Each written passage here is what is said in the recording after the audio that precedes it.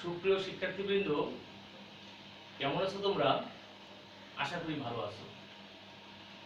আমি আজ আবার তোমাদের সামনে নবম ও দশম শ্রেণীর রসায়ন নিয়ে হাজির হলাম। এই ক্লাসে তোমাদের সবাইকে স্বাগত।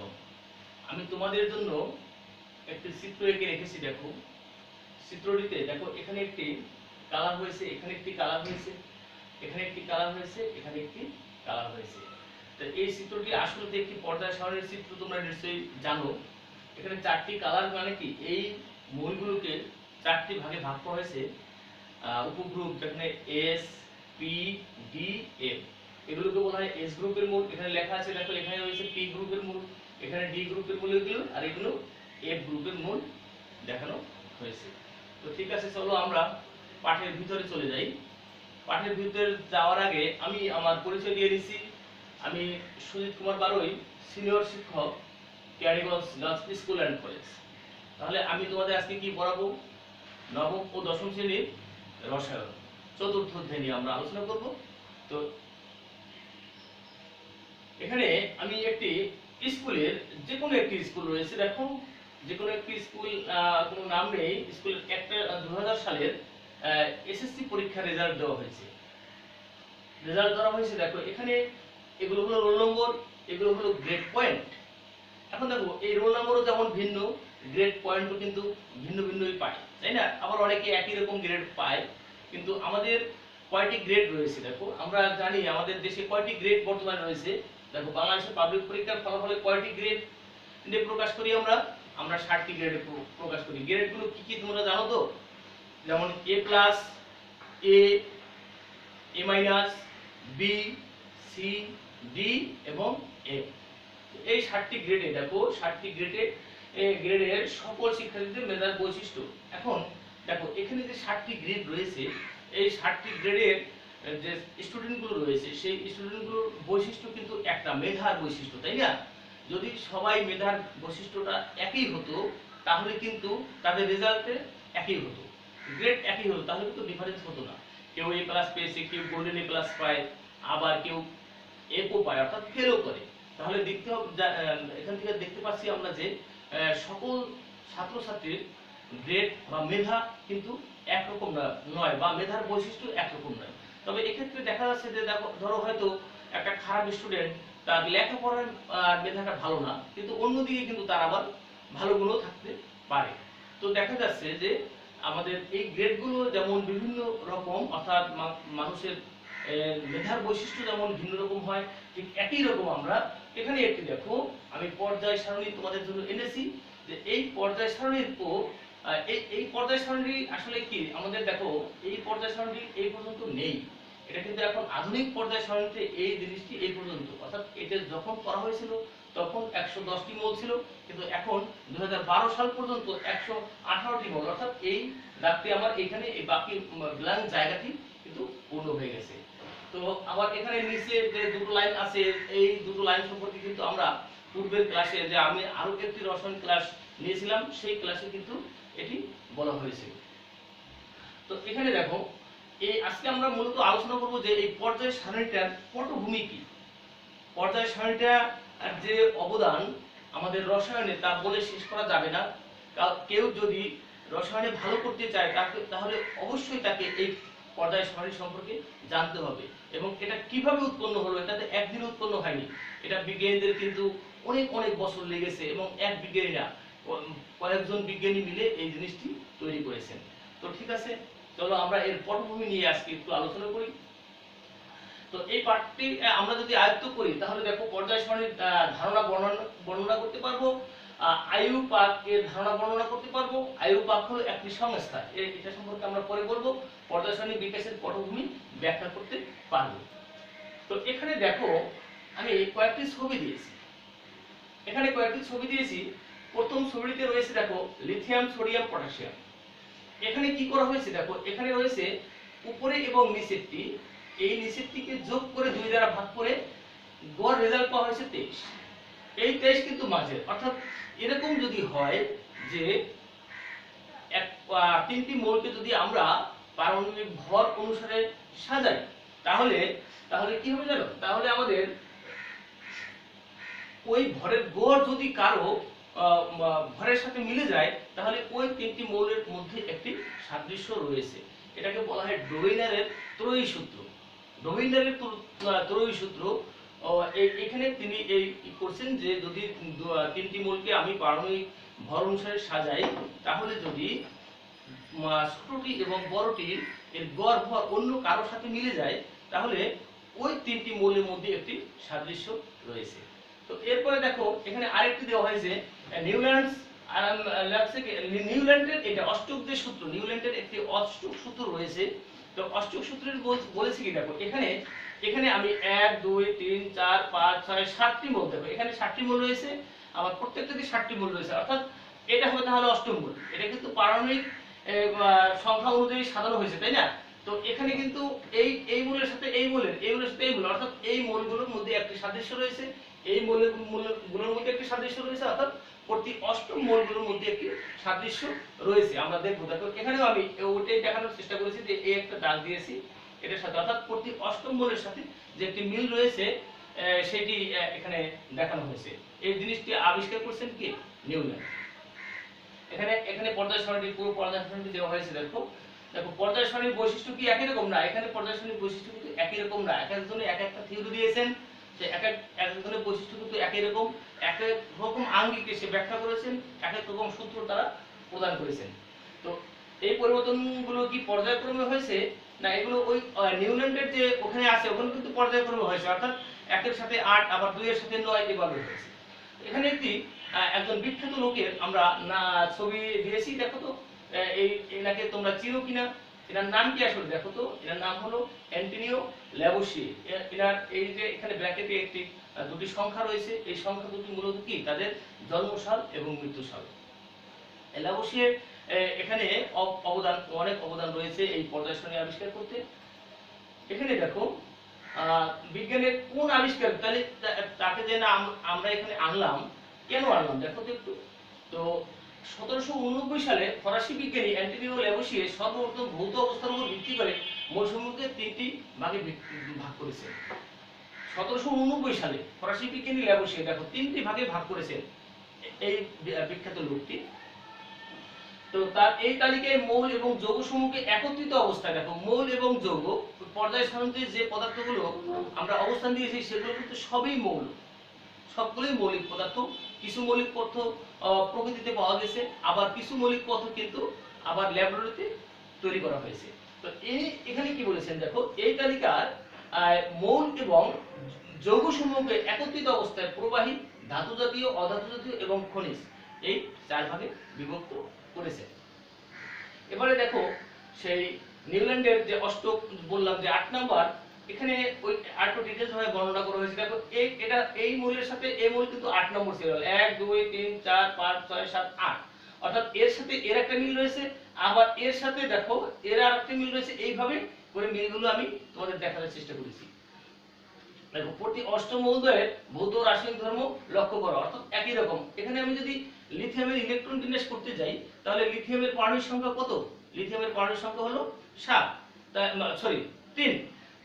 তো 3 এর ইলেকট্রন বিন্যাস কত হবে? 2 আর 1, অর্থাৎ লাস্ট সেলে কয়টি ইলেকট্রন আছে? একটি ইলেকট্রন আছে, 2 আর 1। একইভাবে সোডিয়াম কথা যদি বলি, সোডিয়ামের পারমাণবিক সংখ্যা হচ্ছে 11 এর ইলেকট্রন বিন্যাস যদি আমরা করতে চাই তাহলে 2 8 আর 1, অর্থাৎ এর লাস্ট সেলেও কিন্তু একটি ইলেকট্রন রয়েছে। যেহেতু লাস্ট সেলে একটি ইলেকট্রন রয়েছে এজন্য পর্যায় সারণীতে তাদের কিন্তু একই গ্রুপে তাদের স্থান দেওয়া হয়েছে, অর্থাৎ লাস্ট সেলে একটি ইলেকট্রন আছে, তার মানে তাদের অবস্থান হলো 1 নম্বর গ্রুপে। তো এইভাবে সবগুলো কিন্তু আমরা আলোচনা করলে দেখব সবগুলোর সাথে একটা মিল রয়েছে প্রতি অষ্টম মৌলের সাথে। প্রতি অষ্টম মৌলের মধ্যে কোন মিল খুঁজে পেলে কি? হ্যাঁ, আমরা পেলাম এখানে রাসায়নিক, যেমন আমরা লাস্টে একটা ইলেকট্রন পেলাম, একইভাবে রাসায়নিক বিক্রিয়াগুলো কিন্তু তারা একই রকম করবে, যদিও কোনটি খুব দ্রুত করবে আবার কোনটি আস্তে করবে, কিন্তু একই রকম উৎপাদ তৈরি করবে। এখানে আরেকজন বিখ্যাত বিজ্ঞানী ছবি দিয়েছি, দেখো তোমরা এনাকে চিনো কিনা। এনার নাম হচ্ছে কি দেখো তো, এখানে নাম হয়েছে জন নিউল্যান্ড। ওই যে একটু আগে বললাম নিউল্যান্ডের দেখো এখানে একটি এই যে একই কথা, এখানে কি আছে তার এই সালগুলো কিন্তু তোমাদের মনে রাখতে হবে, কারণ অবজেক্টিভে কিন্তু অনেক সময় এসে যায় কে কোন সালে জন্মগ্রহণ করেছেন, মৃত্যুবরণ করেছেন বা কোন সালে সে একটা তত্ত্ব দিয়েছেন, এই জিনিসগুলো কিন্তু আমাদের খেয়াল রাখতে হবে। তো এনাকে আমরা এখানে এনেছি কেন দেখো তো, কোন আবিষ্কারের জন্য তিনি এখানে স্থান পেয়েছেন? 1864 সালে। এই দেখো এটা ওই আগে যে দুটো সাল ছিল ওটা তার জন্ম আর মৃত্যু, এখানে কিন্তু সে তত্ত্বটা দিয়েছে এত সালে। 1864 সালে ইংরেজ বিজ্ঞানী জন নিউল্যান্ড 56টি মৌলকে তাদের ভর অনুযায়ী সাজিয়ে প্রতি অষ্টম মৌলসমূহের ভৌত ও রাসায়নিক ধর্মের মধ্যে একটা মিল দেখতে পান। একটু আগে যে কথাটা বলছি, এই তথ্যটি দিয়েছেন কে? নিউল্যান্ড। কত সালে দিয়েছেন? 1864 সালে তিনি এই তথ্যটি দিয়েছেন। দেখতে পান এর ভিত্তিতে প্রতি তিনি অষ্টক তত্ত্ব প্রস্তাব করেন। অষ্টক তত্ত্বটা হলো কি, যে মৌলসমূহকে যদি পারমাণবিক ভর অনুসারে সাজানো হয় তাহলে প্রতি অষ্টম মৌলের সাথে একটি মিল দেখা যায়, এটাই হলো অষ্টক তত্ত্ব নামে পরিচিত। তো এই যে এখানে আবারও সেই আগের চিত্রটি দেখিয়েছি তোমাদের জন্য। এখানে দেখো আরেকজন বিখ্যাত লোক, এটাকে তোমরা চিনো কিনা দেখো তো, এর নাম কি? এর নাম হচ্ছে ডিমিট্রি মেন্ডেলিভ। 1834 সালে জন্মগ্রহণ করেছেন, 1907 সালে মৃত্যুবরণ করেছেন। তো ইনি কি করেছেন দেখো, রসায়নে ইনি আবার কি করেছেন একটু দেখার চেষ্টা করি। তো ইনি একটু ডিটেইলস আলোচনা করেছেন, এজন্য এই আলোচনাটা একটু পরে করি আমরা, তার আগে আরেকটু আলোচনা করে নিই। দেখো এই লোকটি কি তোমরা চিনো? এখানে নিশ্চয়ই তোমরা চিনবে, কারণ দেখো জে লুথার মেয়র, এটার নাম হচ্ছে কি? J Luther mayor. ইনি কি করেছেন? ইনি হলো করেছেন দেখো 1869 সালে রুশ বিজ্ঞানী মেন্ডেলিভ, রুশ মানে রাশিয়ান, এবং জার্মান বিজ্ঞানী লুথার মেয়র পৃথক পৃথকভাবে একই ধর্মনিষ্ঠ বিভিন্ন মৌলকে সম শ্রেণীভুক্ত করার প্রয়াসে মৌলসমূহকে একটি তালিকা প্রকাশ করেন। বলছি কি, তাহলে দেখো দুইজন বিজ্ঞানী এখানে আমরা দেখতে পেয়েছি, একজন মেন্ডেলিভ আর একজন লুথার মেয়র। মানে লুথার মেয়র হলো ইনি। তো এরা করছে কি, পৃথক একত্রিত অবস্থায় না, পৃথক পৃথক ভাবে এরা একই ধর্মনিষ্ঠ মৌলকে নিয়ে গবেষণা করে একটা তালিকা তৈরি করার চেষ্টা করেছিলেন। তালিকা তৈরি করার চেষ্টা করছেন। এই তালিকাটি মূলত কি? মূলত পর্যায় সারণী। আসলে পর্যায় সারণীটি কি দেখো, এখানে আমরা এই পর্যন্ত জানি যে 118টি মৌলিক পদার্থ আবিষ্কৃত হয়েছে। তো এই 118টি মৌলিক পদার্থের মধ্যে দেখা যায় কোন কোনটার মধ্যে মিল আছে, আবার বিস্তর অমিল রয়েছে। তো এই সাদৃশ্য, মিল মানে সাদৃশ্য, যে সাদৃশ্য বিশিষ্ট মৌলগুলোকে একটা গ্রুপে রেখে আবার বৈসাদৃশ্য মৌলগুলোকে আরেকটা গ্রুপে রেখে যে একটা সারণী তৈরি করা হয়েছে, এই সারণীটি মূলত পর্যায় সারণী নামে খ্যাত। তা পর্যায় সারণী নামে খ্যাত, অর্থাৎ একটা সারণীতে এই মৌলগুলোকে স্থান দেওয়া হয়েছে, এবং এই স্থানটা কিন্তু যে কোনো নিয়মে ইচ্ছা মতো দেওয়া হয়নি, অনেকগুলো নিয়ম মেনে চলেই কিন্তু এই সারণীটি করা হয়েছে। এই সারণীটির নাম হয়েছে কি? সারণীটির নাম হলো পর্যায় সারণী। এই পর্যায়ে দেখো মেন্ডেলিভ, ওই যে একটু আগে বলছিলাম মেন্ডেলিভের কথা বলি, দেখো মেন্ডেলিভ প্রথমে এরকম একটি তালিকা তৈরি করেছিলেন। মেন্ডেলিভ এরকম একটি তালিকা তৈরি করেছেন। দেখো এখানে হাইড্রোজেন, এখানে একটা কলাম, এখানে একটা কলাম, এইভাবে কলামে কলামে বিভক্ত করেছে। দেখো এখানে কোথাও ব্ল্যাঙ্ক আছে, কোথাও নাই, আবার ততগুলো নাই। যখন তিনি এই পর্যায় সারণীটি আবিষ্কার করেন তখন কিন্তু সবগুলো মৌল আবিষ্কৃত হয়নি, তখন সব 67টি মৌল নিয়ে তিনি এই করছেন, তালিকা তৈরি করেছিলেন। তো তার ভিতরে 63টি পাওয়া গেছিল প্রকৃতিতে, আর 4টি তখন আবিষ্কারও হয়নি, কিন্তু ব্ল্যাঙ্ক রেখেছেন, আরো জায়গা রেখেছেন, যা পরবর্তীতে আবিষ্কার করে দেখেছেন যে যে জায়গাগুলো উনি রেখে গিয়েছিলেন, ব্ল্যাঙ্ক জায়গাগুলো, সেগুলোতে ওই মৌলগুলো স্থান লাভ করেছে। দেখো রুশ বিজ্ঞানী মেন্ডেলিভ পারমাণবিক ভরের ভিত্তিতে 67টি মৌল নিয়ে পর্যায় সারণী প্রবর্তন করেন, যার মধ্যে 63টি মৌল আবিষ্কৃত হয়েছিল আর বাকি 4টি মৌল তখন আবিষ্কার হয়নি। তাহলে কি বলছে, যে উনি মেন্ডেলিভ যখন এই পর্যায় সূত্রটা বা পর্যায় সারণীটা তৈরি করেন তখন কিন্তু 67টি মৌল নিয়ে তিনি গবেষণা করেছেন। তার ভিতরে কিন্তু তখন আবিষ্কৃত হয়েছিল 63টি মৌল, আর 4টি মৌল তখন আবিষ্কারই হয়নি। 4টি মৌল আবিষ্কারই হয়নি। তারপরে কিন্তু সে এগুলোকে এখানে একটা ব্ল্যাঙ্ক জায়গা রেখেছিলেন। সেই ব্ল্যাঙ্ক জায়গাগুলো পরবর্তীতে আবিষ্কার হওয়ার পরে দেখা যাচ্ছে যে যে ব্ল্যাঙ্ক জায়গাগুলো রেখেছিলেন সেই ব্ল্যাঙ্ক জায়গাগুলোই ও দখল করে রেখেছে। ওই মৌলগুলো দিলে তাদের ধর্মের কোনো সাদৃশ্য বা বৈসাদৃশ্য কোনো সমস্যা হয়নি। এখানে আরো একজন বিজ্ঞানীকে আমরা দেখতে পাচ্ছি, এনার নাম কি আসলে দেখো তো, এনার নাম হলো দেখো হেনরি মোসলে দেখো 1887 সালে জন্মগ্রহণ করেছেন এবং কত 1915 সালে মৃত্যুবরণ করেছেন। এই মৃত্যুটা কিন্তু স্বাভাবিক মৃত্যু নয়। যখন প্রথম বিশ্বযুদ্ধ শুরু হয় তখন কিন্তু বিশ্বযুদ্ধে ইনি শহীদ হন। মাত্র 27 বছর ইনি বেঁচে ছিলেন। ওই 27 বছর অর্থাৎ কম বয়সেই কিন্তু বিজ্ঞানে এসে অনেক অবদান রেখে গেছেন। ইনি দেখো ইনি কি করেছেন, এই একটি যে তালিকা তৈরি করেছিলেন, দেখো এখানে সেই তালিকাটি দেওয়া হয়েছে। এখানে তোমরা হয়তো ক্লিয়ার দেখতে পাচ্ছ না। তো এখানে দেখো একটি গ্রুপ, একটি গ্রুপ, একটি গ্রুপ, এইভাবে 8টি গ্রুপ কিন্তু এখানে দেখানো হয়েছে। এটি হলো মুসলিমের একটা ব্যাপার আছে কি, দেখো এই যখন এই পর্যায় সারণী নিয়ে আলোচনা গবেষণা হয় তখন প্রথমে মেন্ডেলিভ কি করেছিলেন, পারমাণবিক ভর অনুসারে সাজিয়েছিলেন মৌলগুলোকে। তো পারমাণবিক ভর অনুসারে সাজালে পরবর্তীতে দেখা গেছে মানে কিছু দূর এগিয়ে, অর্থাৎ আর্গন আর পটাশিয়াম, আর্গনের আর্গন এবং পটাশিয়ামকে যদি আমি পারমাণবিক ভর অনুযায়ী সাজাই, একটা হলো 39, একটা হলো 40, তাহলে 39কে আগে দিতে হবে আর 40কে পরে দিতে হবে, তাই না? তো সেক্ষেত্রে দেখা যায় যে আমাদের শূন্য গ্রুপ অর্থাৎ নিষ্ক্রিয় মৌলের সাথে পটাশিয়ামের অবস্থান হয়, কিন্তু পটাশিয়াম তো নিষ্ক্রিয় মৌল নয়, এটি একটি তীব্র ক্ষারীয় ধাতু। আর পক্ষান্তরে আর্গন এই মৌলটি পরে সেই ওয়ান গ্রুপের সাথে, ওয়ান গ্রুপটা একটি তীব্র ক্ষারীয়, কিন্তু আর্গন হলো একটি নিষ্ক্রিয় মৌল। তো এখানে দেখা যায় যে এই পর্যায় সারণীর যে উদ্দেশ্য তৈরি করা হয়েছে সেই উদ্দেশ্যকে সফল করার জন্য পারমাণবিক ভরের উল্টো ক্রমে সাজানো হয়েছিল। কিন্তু এখানে এভাবে দিলে আবার কিছু দূর যেতে যেতে আয়োডিন আর টেলুরিয়াম, সেখানেও কিন্তু এই একই সমস্যায় তারা পড়েছেন, অর্থাৎ এখানেও তাদেরকে পারমাণবিক ভরের উল্টো ক্রমে সাজানো হয়েছে। তো এখন আমাদের মনে রাখতে হবে, যখন একটা সূত্র হয়, সূত্র কিন্তু কোনো সময় ব্যতিক্রম হবে না, যে একটা এক জায়গায় একরকম সূত্র, অন্য জায়গায় অন্যরকম সূত্র, একই সূত্র একই জায়গায় একই রকম, একই সূত্র সব ক্ষেত্রে প্রযোজ্য হবে।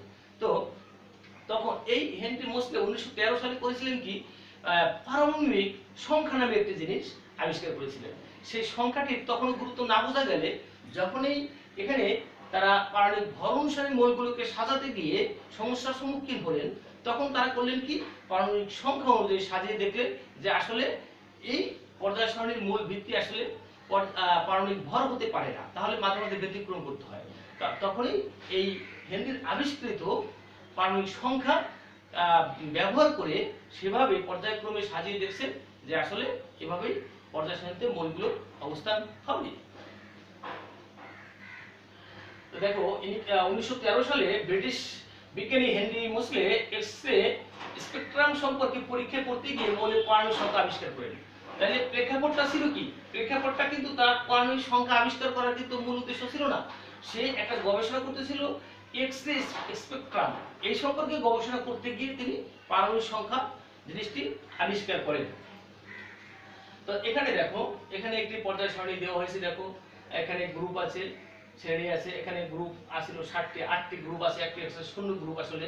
তারপরে এখানে এখানে কি রয়েছে দেখো, 1 নম্বর গ্রুপ, 2 নম্বর গ্রুপ, 3 নম্বর গ্রুপ, এভাবে কিন্তু 8টি গ্রুপ দেওয়া হয়েছে। ওই 8টি গ্রুপের কথা এখানে বলা হয়েছে যে আসলে এটি কার, দেখো তো এটি কে, দেখো এটি কার পর্যায় সারণী, এটি কিন্তু দেখো কে দিয়েছেন, এটি মেন্ডেলিভের পর্যায় সারণী, তাই না? মেন্ডেলিভের পর্যায় সারণী। তো প্রথম দেখো কিছু কিছু জায়গা তো ফাঁকা হয়ে যাবে, কারণ কি, প্রথম সবগুলো মূল আবিষ্কার হয় নাই এবং রসায়ন সম্পর্কে এত গবেষণা হয় নাই, এই জন্য কিন্তু চিত্রটা এরকম কোথাও একটু বেড়ে গেছে, কোথাও ব্ল্যাঙ্ক রয়েছে, এই কারণে কিন্তু হয়েছে। কারণ কি, তখন সবগুলো মূল আবিষ্কৃত হয়নি। এটি হলো পর্যায় সারণীর আসল রূপ, কিন্তু এটা কিন্তু আধুনিক না, সর্বাধুনিক না, এটা এ পর্যন্ত হয়ে যাবে। আধুনিক পর্যায় সারণীতে পারমাণবিক সংখ্যার ধারণা ব্যবহার করে 2012 সালে মেন্ডেলিভের পর্যায় সূত্রের সর্বশেষ সংশোধিত রূপ। তো এখানে দেখো একটি জিনিস আমাদের এখন আলোচনা করতে হবে আগেই, যে যখন মেন্ডেলিভ প্রথম পর্যায়ের সূত্রটি দেন তখন কি করা হয়েছিল, কিভাবে সাজানো হয়েছিল, তখন কিন্তু সাজানো হয়েছিল পারমাণবিক ভর অনুসারে। তাহলে সূত্রটি এরকম দাঁড়ায় যে মৌল সমূহকে যদি তাদের ক্রমবর্ধমান পারমাণবিক ভর অনুসারে সাজানো হয়, তাহলে মৌল সমূহের ভৌত ও রাসায়নিক ধর্মাবলী পর্যায়ক্রমে পরিবর্তিত বা আবর্তিত হবে। কিন্তু যখনই আমরা সমস্যায় পড়লাম, কোথায় কোথায় সমস্যা পড়লাম, পটাশিয়াম এবং আর্গন, আয়োডিন ও টেলুরিয়াম। এক্ষেত্রে যখন এই সমস্যার সম্মুখীন হলাম তখন কিভাবে আমরা এটা করলাম, আমরা মানে বৈজ্ঞানিকরা এই সমস্যাটা কিভাবে সমাধান করলেন, তখন কিন্তু হেনরির আবিষ্কৃত সেই পারমাণবিক সংখ্যা অনুযায়ী তারা এটাকে সমাধান করলেন। তখন কিন্তু এই মেন্ডেলিভের পর্যায় সূত্রটি একটু চেঞ্জ হয়ে যায়। প্রথমে বলা হয়েছিল পারমাণবিক ভর, এখন শুধু পারমাণবিক সংখ্যা দিতে হবে। অর্থাৎ মৌলসমূহকে যদি তাদের ক্রমবর্ধমান পারমাণবিক সংখ্যা অনুযায়ী সাজানো হয় তাহলে মৌলসমূহের ভৌত ও রাসায়নিক ধর্মাবলী পর্যায়ক্রমে আবর্তিত হয়। তো এক্ষেত্রে তোমাদের এতক্ষণ যে আমি আলোচনা করলাম ক্লাসে, তোমরা সেটি কয়েকটি দলে বিভক্ত হয়ে এই প্রশ্নগুলোর একটু উত্তর দেওয়ার চেষ্টা করে দেখো। ল্যাবোসিয়ে, জন নিউল্যান্ড, লুথার মেয়র এবং মেন্ডেলিভের মধ্যে আধুনিক পর্যায় সারণীতে কার অবদান তুলনামূলকভাবে বেশি এবং কেন, তা ব্যাখ্যা করো। তোমরা নিশ্চয়ই এতক্ষণ যে আলোচনা করলাম, আলোচনা থেকে বুঝতে পেরেছো আসলে কার অবদান বেশি। মেন্ডেলিভ কিন্তু সবচেয়ে বেশি এখানে অবদান রেখেছেন। তো এবারে তোমরা কি শিখেছো আমি তোমাদের যদি দুই একটু প্রশ্ন করি তো তাহলে আমি বুঝতে পারবো হয়তো। দেখো, পর্যায় সারণী কাকে বলে আমি একটু আগেই বলেছি যে পর্যায় সারণী কি। এই রসায়নের যে 118টি মৌল আছে এই মৌলগুলোকে তাদের ধর্মের সাদৃশ্যের বা বৈসাদৃশ্যের ভিত্তিতে একটি তালিকা তৈরি করা হয়েছে, একটি সারণী তৈরি করা হয়েছে। এই সারণীটিকেই বলবো আমরা পর্যায় সারণী। তো এরপর দেখো, পর্যায় সারণীর জনক বলা হয় কাকে? মেন্ডেলিভকে কিন্তু পর্যায় সারণীর জনক বলা হয়। তো এরপরে পর্যায় সারণীতে অবদান আছে এমন তিনজন, আমরা তো অনেকগুলো বৈজ্ঞানিকের নাম বললাম, তোমরা নিশ্চয়ই এখানে পারবে। মেন্ডেলিভ আছে, জন নিউল্যান্ড আছে, লুথার মেয়র আছেন, হেনরি মোসলে আছেন, এরকম অনেক বিজ্ঞানী রয়েছে। তো এ পর্যন্ত আবিষ্কৃত মৌলের সংখ্যা কতটি? এখন এ পর্যন্ত মোট যদি বলি আমরা, আমাদের সর্বশেষ পর্যায় সারণীতে 118টি ঘর রয়েছে। তো মোট 118টি মৌলিক আমাদের আবিষ্কার হয়ে গেছে। তো আবিষ্কৃত মৌলের মধ্যে কতটি প্রকৃতিতে প্রথম কতটি পাওয়া গেছিল মনে আছে? যে তখন 63টি মৌল পাওয়া গেছে। তো ঠিক আছে, তোমরা আমি আলোচনা করলাম, এই আলোচনাগুলো বাড়িতে তোমরা আবার বই খুলে দেখবে। তারপরে তোমাদের বাড়িতে ভালোভাবে পড়ার পরে যদি কোনো সমস্যা থাকে আগামী ক্লাসে আমাকে আবার তোমরা সেই প্রশ্নগুলো করবে। তো তোমাদের আজকের জন্য বাড়ির কাজ, আধুনিক পর্যায় সারণীর জনক বলা হয় কাকে এবং কেন, এই জিনিসটি একটু তোমরা সাজিয়ে গুছিয়ে ভালোভাবে খাতায় লিখে নিয়ে আসবে। তো তোমাদের সকল আমি ক্লাসটি শেষ করার আগে আরেকটু জিনিস আলোচনা করে দেখো, যে জিনিসটি প্রথমে রয়ে গেছে সেটি হলো আইইউপাক। আইইউপাক জিনিসটি হলো, দেখো, একটি বড় ইংরেজি নামের ওয়ার্ডগুলোর প্রথম অক্ষর দিয়ে আইইউপাক করা হয়েছে। এর পূর্ণ রূপটি হলো, দেখো, international union of pure and applied chemistry. International union of pure applied chemistry এর কাজটি আসলে কি? এর কাজটি দেখো, সংস্থাটি আন্তর্জাতিক রসায়ন ও ফলিত রসায়নের বিভিন্ন বিষয়াদি, যেমন বিভিন্ন নিয়ম কানুন, ক্রমবর্ধমান পরিবর্তনের বা সৃষ্টির কোনটি গ্রহণীয় আর কোনটি বর্জনীয় তার দেখভাল ইত্যাদি নিয়ন্ত্রণ করে থাকেন এই সংস্থাটি। অর্থাৎ কেউ যদি কোনো রসায়ন বিজ্ঞানে কেউ যদি কোনো কিছু আবিষ্কার করেন তাহলে সেই আবিষ্কারটি কি ঠিক আছে কিনা বা কোনো পরিমার্জন করতে হবে কিনা, এজন্য একটি সংস্থা রয়েছে। সেই সংস্থাটি হলো আইইউপাক, অর্থাৎ international union of pure and applied chemistry. তো এটি কিন্তু অনেক সময় আসে, মনে রাখতে হবে আইইউপাক মানে কি, অবশ্যই মনে রাখতে হবে রসায়ন পড়তে হলে। তো ঠিক আছে, আজকে তোমাদের আমি আর কিছু করব না আলোচনা। তোমরা এই যে বাড়ির কাজটি দিলাম অবশ্যই করে আগামী ক্লাসে তোমাদের কিন্তু কয়েকটি পার্টে আমি একটা চ্যাপ্টার বিভক্ত করেছি, আশা করি প্রত্যেকটি পার্ট তোমরা দেখবে। তো তোমাদের সকলকে ধন্যবাদ জানিয়ে আজকের ক্লাস এখানে শেষ করি।